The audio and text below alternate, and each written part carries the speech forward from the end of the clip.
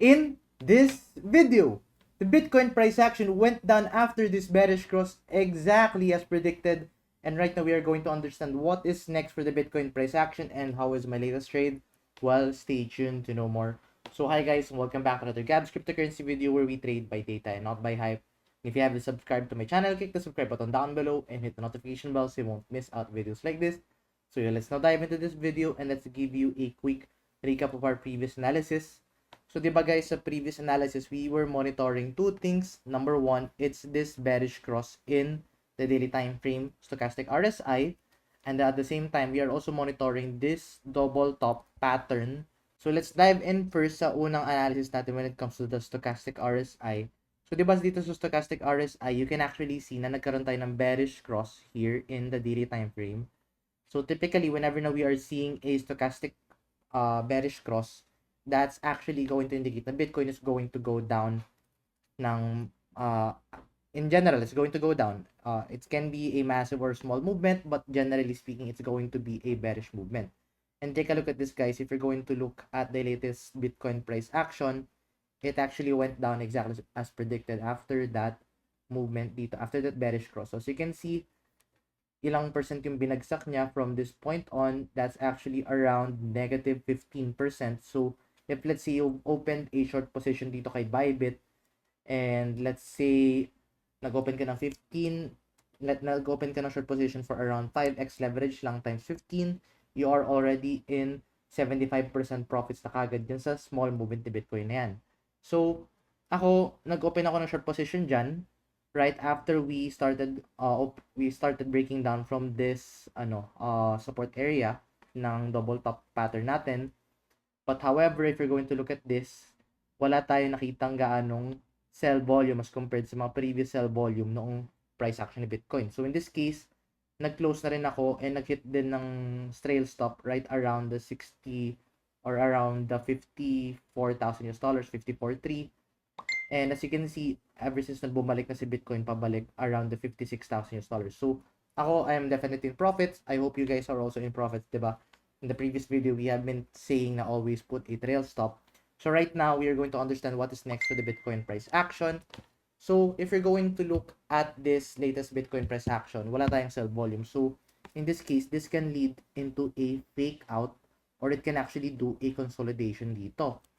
And ang magandang nakita natin dito ngayon is nag-start na siya ngayon mag-break ng trend. Kasi previously, we are seeing higher lows, higher lows, higher lows.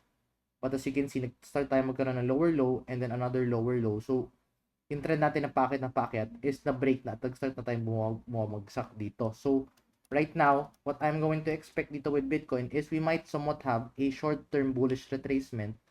Then saka tayo babagsak ulit to continue that downtrend. So in this case, ano ba titingnan natin dito with the Bitcoin price action? So number one, we can actually look at the stochastic RSI again. So the moment na magkaroon tayo dito ng bullish cross sa stochastic RSI, then we can open a long position dito after a bullish cross dito. So in that case, magkaroon ng bullish cross, Bitcoin can actually go up dito, then do that bullish retracement bago tayo bumagsak ulit dito.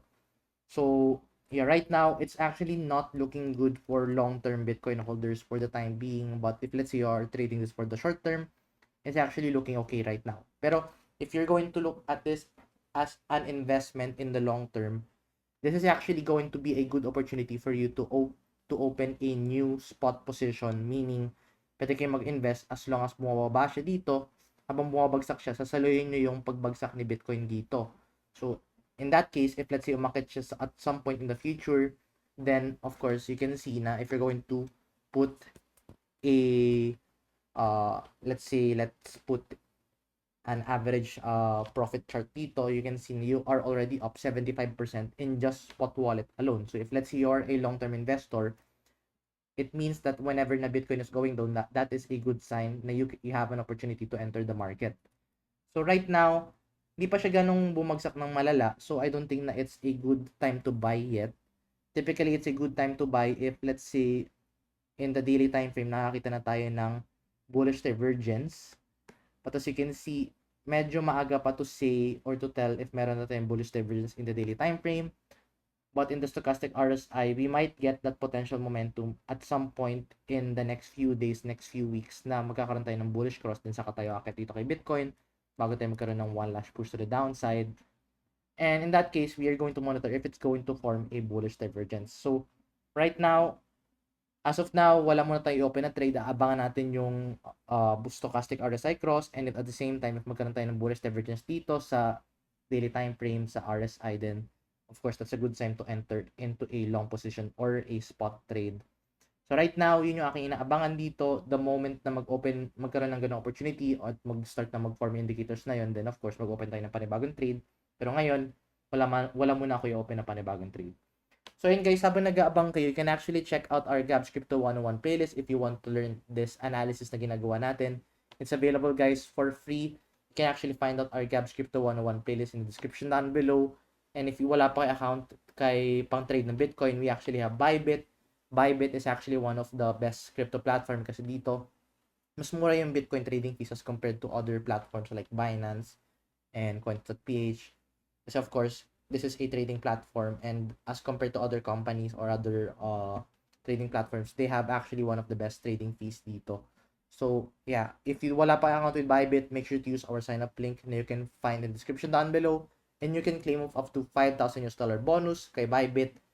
And yeah, meron din tayong cash in tutorial video and how to trade with Bybit. It's also available in our Gabs Crypto 101 playlist. But anyway, yun muna update natin for the time being. If you find this video useful and informative, please give this video a like. And I'll see you guys in the next video. Bye for now.